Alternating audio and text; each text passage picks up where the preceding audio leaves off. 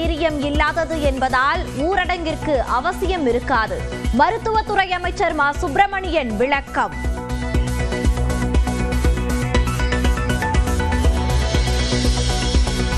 தங்க நகை கடன்களுக்கான நிபந்தனைகளை தளர்த்தியது ரிசர்வ் வங்கி. நகை வாங்கியதற்கான ரசீதை வழங்க தேவையில்லை என அறிவிப்பு. ஈரோடு, வேலூர், மதுரை, சென்னை உள்ளிட்ட தமிழ்நாட்டில் 10 இடங்களில் சதமடித்த வெயில். நாளை மறுநாள் வட மாவட்டங்களில் கனமழைக்கு வாய்ப்பு என வானிலை ஆய்வு மையம் கணிப்பு.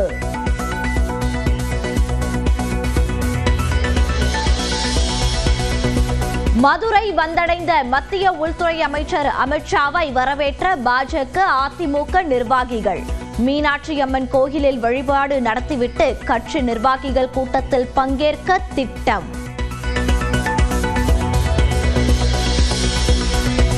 இளைஞர்களை திமுகவில் சேர்க்க முக்கியத்துவம் அளிக்க முதலமைச்சர் மு.க. ஸ்டாலின் வலியுறுத்தல். கடமைக்கு உறுப்பினர்களை சேர்க்க வேண்டாம் என கட்சி நிர்வாகிகளுக்கு அறிவுரை. கிளாம்பாக்கம் பரிதாபங்கள் ஓய்ந்தபாடில்லை என எதிர்க்கட்சித் தலைவர் எடப்பாடி பழனிசாமி விமர்சனம். தேவைக்கு ஏற்ப கூடுதல் பேருந்துகள் இயக்கப்படுவதாக அரசு விரைவு போக்குவரத்து கழகம் விளக்கம். எடப்பாடி பழனிசாமி தான் தங்களது அணிக்கு வந்துள்ளதாக அமமுக பொதுச் செயலாளர் டிடிவி தினகரன் கருத்து. திமுகவை வீழ்த்த அதிமுக உடனான பங்காளி சண்டையை ஒத்திவைத்துள்ளதா?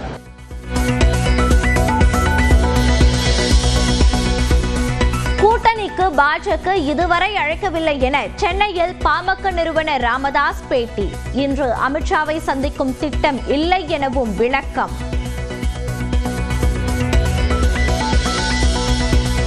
வைகாசி விசாகத்தை முன்னிட்டு நெல்லை, திருச்செந்தூர் இடையே நாளை 2 முன்பதிவில்லா சிறப்பு ரயில்கள் இயக்கம். பாத யாத்திரையாக வரும் பக்தர்களுக்கு கோயில் சார்பில் தனி வரிசை ஏற்பாடு.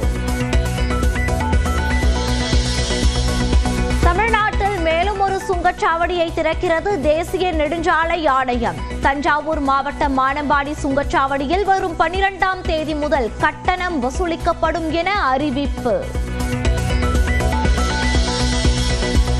கோவையில் நடைபெற்ற இளையராஜாவின் இசை நிகழ்ச்சி. இசை மழையில் நனைய குவிந்த மக்கள்.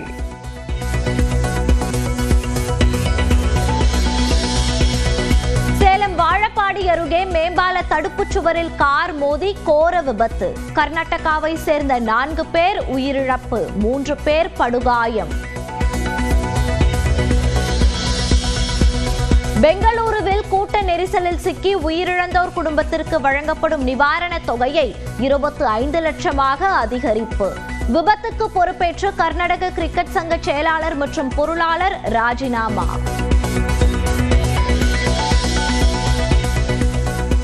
மகாராஷ்டிரா தேர்தலில் மேட்ச் பிக்சிங் நடந்தது என்ற ராகுல் காந்தியின் கருத்து அபத்தமானது என தேர்தல் ஆணையம் மறுப்பு. யாருடைய கையெழுத்தும் இல்லாமல் தேர்தல் ஆணையம் பதிலளிப்பது சரியான வழிமுறை அல்ல என ராகுல் காந்தி விமர்சனம். உத்தராகண்டில் திடீர் கோளாறு காரணமாக சாலையில் தரைபுரண்ட ஹெலிகாப்டர். கேதார்நாத் சென்ற பயணிகள் 5 பேர் உட்பட 6 பேர் உயிர் தப்பினர்.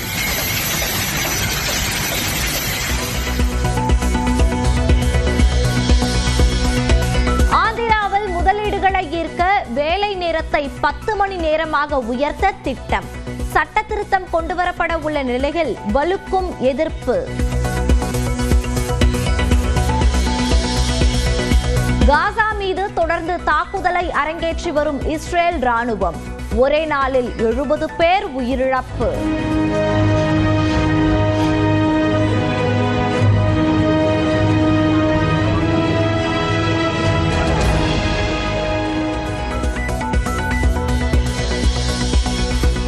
தொழிலதிபர் எலான் மஸ்க் உடனான உறவை முறித்துக் கொண்டதாக ட்ரம்ப் அறிவிப்பு. எதிர்க்கட்சியான ஜனநாயக கட்சியினரை ஆதரித்தால் கடும் விளைவுகளை சந்திக்க நேரிடும் என எச்சரிக்கை.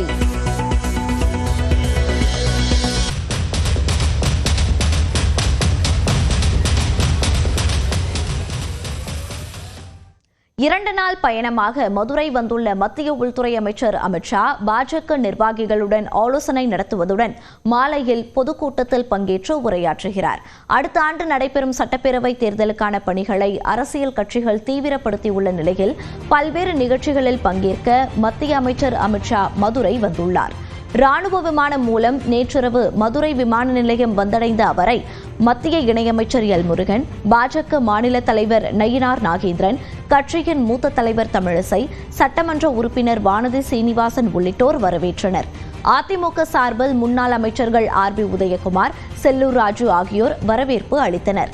தனியார் விடுதியில் தங்கியுள்ள அமித் ஷா இன்று காலை 11 மணி அளவில் மீனாட்சியம்மன் கோயிலில் தரிசனம் செய்ய திட்டமிட்டுள்ளார். மதியம் நடைபெறும் நிர்வாகிகள் ஆலோசனை கூட்டத்தில் பங்கேற்கும் அமித் ஷா தமிழக பாஜகவின் உட்கட்சி விவகாரங்கள் குறித்து பேச உள்ளதாக கூறப்படுகிறது. மாலை 4 மணி அளவில் மதுரை ஒத்தக்கடை பகுதியில் நடைபெறும் பாஜக பொதுக்கூட்டத்தில் கலந்து கொள்கிறார். நிகழ்ச்சிகளின் இடையே முன்னாள் முதலமைச்சர் ஓ பன்னீர்செல்வம், அமமுக பொதுச் செயலாளர் தினகரன் ஆகியோரை அமித் ஷா சந்திக்க உள்ளதாக தகவல் வெளியாகியுள்ளது.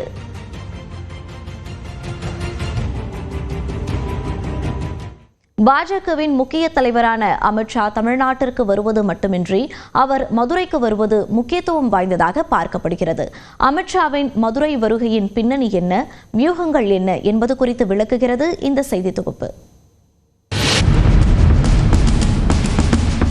தமிழ்நாட்டில் 20 ஆண்டுகளுக்கு பிறகு 2021ஆம் ஆண்டு சட்டப்பேரவைத் தேர்தலில் அதிமுகவுடன் கூட்டணி அமைத்த பாஜக 4 எம்எல்ஏக்களை பெற்றது. அதன் பின்னர் கடந்த ஆண்டு நடந்த மக்களவைத் தேர்தலில் பாஜகவின் வாக்கு சதவிகிதம் அதிகரித்தாலும் ஒரு எம்பியை கூட பெற முடியவில்லை. அதிமுகவுடனான கூட்டணி முறிந்ததே அதற்கு முக்கிய காரணமாக கூறப்படுகிறது. எதிரணியில் இருந்த அதிமுக, பாஜக தனித்தனியாக களம் கண்டது திமுக கூட்டணிக்கு சாதகமாக அமைந்ததாகவும் கருதப்படுகிறது. ஒருவேளை அதிமுக, பாஜக, பாமக, தேமுதிக ஒரே கூட்டணியில் இருந்திருந்தால் சுமார் 15 தொகுதிகளில் வெற்றி பெற்றிருக்கலாம் என வாக்குகளின் அடிப்படையிலான கணக்கீடுகளும் முன்வைக்கப்பட்டன.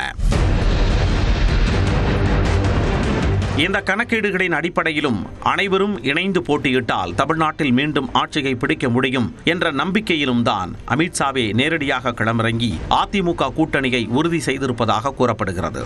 இது தவிர பாஜக மாநில தலைவராக இருந்த அண்ணாமலை மாற்றப்பட்டு அதிமுகவில் இருந்து பாஜகவுக்கு வந்த நயினார் நாகேந்திரன் தலைவராக்கப்பட்டார்.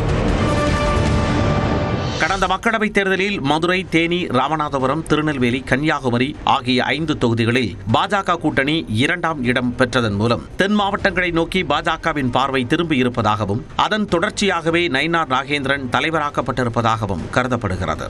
மேலும் அவர் சார்ந்த சமூகத்தின் வாக்குகளை ஈர்க்கும் முயற்சியாகவும் பார்க்கப்பட்டது. பாஜக தென் மாவட்டங்களில் கவனம் செலுத்தி வரும் நிலையில் வரும் 22ஆம் தேதி மதுரையில் இந்து முன்னணி சார்பில் முருக பக்தர்கள் மாநாடு நடைபெற இருப்பதும் கவனிக்கத்தக்கதாக மாறியுள்ளது. அடுத்த சட்டப்பேரவை தேர்தலுக்கு ஓராண்டே இருக்கும் நிலையில் தென் மாவட்டத்தில் செல்வாக்கை அதிகரிக்க வேண்டும் என்ற அடுத்த கட்ட முயற்சியாகவே அமித்ஷாவின் மதுரை வருகை அமைந்திருப்பதாக கூறப்படுகிறது. அமித்ஷாவின் கடந்த அரசியல் ரீதியான தமிழ்நாடு பயணத்தில் அதிமுக கூட்டணி உறுதி செய்யப்பட்ட நிலையில் இன்று முன்னாள் முதலமைச்சர் ஓ பன்னீர்செல்வம், அமமுக பொதுச் செயலாளர் டிடிவி தினகரன் போன்ற தென் மாவட்டத்தின் முக்கிய அரசியல் தலைவர்கள் அமித்ஷாவை சந்திப்பார்களா என்பதும் எதிர்பார்ப்பை ஏற்படுத்தியுள்ளது. மதுரையில் பிரம்மாண்டமான நிகழ்ச்சிகளை நடத்துவதன் மூலம் தென் மாவட்ட மக்களின் மத்தியில் தங்களின் செல்வாக்கை உயர்த்த நினைக்கிறது தமிழக பாஜக. தென் மாவட்டத்திற்கு முக்கியத்துவம் அளிக்கும் வகையில் அண்மையில் திமுகவின் பொதுக்குழு கூட்டம் மதுரையில் நடந்த நிலையில் பாஜகவும் மதுரையை முன்னிலைப்படுத்துவது அரசியல் வட்டாரத்தில் கவனம் பெற்றுள்ளது.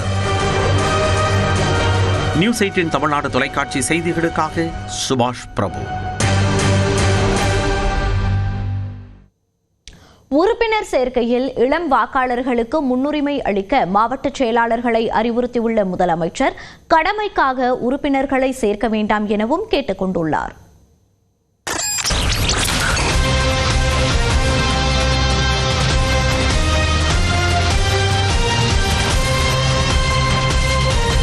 தமிழ்நாடு சட்டமன்ற தேர்தலுக்கு இன்னும் சரியாக ஓராண்டே உள்ள நிலையில் கிட்டத்தட்ட அனைத்து கட்சிகளுமே தேர்தலுக்கு தயாராகி வருகின்றன. குறிப்பாக ஆளும் கட்சியான திமுக வேகமாக காய் நகர்த்தி வருகிறது. அதன் ஒரு பகுதியாக கடந்த வாரம் மதுரையில் திமுக பொதுக்குழு கூட்டம் மிக பிரம்மாண்டமாக நடைபெற்றது. அதில் பல்வேறு தீர்மானங்கள் நிறைவேற்றப்பட்டன. குறிப்பாக திமுகவில் புதிய வாக்காளர்களை சேர்ப்பது தொடர்பான ஓரணியில் தமிழ்நாடு என்ற சிறப்பு தீர்மானத்தை முதலமைச்சர் முன்மொழிந்தார். இந்த தீர்மானத்தை செயல்படுத்துவது தொடர்பாக திமுக மாவட்ட செயலாளர்கள், எம்பிக்கள், எம்எல்ஏக்கள், தொகுதி பார்வையாளர்களுடன் முதலமைச்சரும் திமுக தலைவருமான மு.க. ஸ்டாலின் காணொலி காட்சி வாயிலாக நேற்று ஆலோசனை மேற்கொண்டார். ஒவ்வொரு பூத்திலும் 30% வாக்காளர்களையாவது சேர்க்க வேண்டும் எனவும் அதில் இளம் வாக்காளர்களுக்கு முக்கியத்துவம் அளிக்க வேண்டும் எனவும் முதலமைச்சர் அறிவுறுத்தினார். அதே நேரத்தில் கடமைக்காக உறுப்பினர்களை சேர்க்க வேண்டாம் என நிர்வாகிகளிடம் கேட்டுக்கொண்ட அவர் உறுப்பினர் சேர்க்கையின் போது வாக்காளர்கள் முன்வைக்கக்கூடிய குறைகளை கேட்டு அதற்கு பொறுமையுடன் பதிலளிக்கவும் அறிவுறுத்தியுள்ளார். அதேபோல திமுகவின் திட்டங்களை மக்களிடம் விளக்கி உறுப்பினர்களை சேர்க்கவும் முதலமைச்சர் அறிவுரை வழங்கினார். ஆலோசனை கூட்டம் முடிந்த பின்னர் எக்ஸ் பக்கத்தில் பதிவிட்ட முதலமைச்சர் 3 மணி நேரத்திற்கு மேலாக ஆக்கப்பூர்வமான ஆலோசனைகளுடன் கூட்டம் நடைபெற்றதாக குறிப்பிட்டுள்ளார். மக்களை சந்திக்க புறப்படும் திமுக நிர்வாகிகளின் ஒவ்வொரு நகர்வும் வெற்றி பெற வாழ்த்துவதாகவும் முதலமைச்சர் தெரிவித்துள்ளார். 2026ஆம் ஆண்டுக்கான தேர்தல் பரப்புரையை தற்போதே தொடங்கும் விதமாக மக்களை சந்திக்க திமுக நிர்வாகிகள் புறப்பட உள்ளதாகவும் தனது பதிவில் அவர் குறிப்பிட்டுள்ளார்.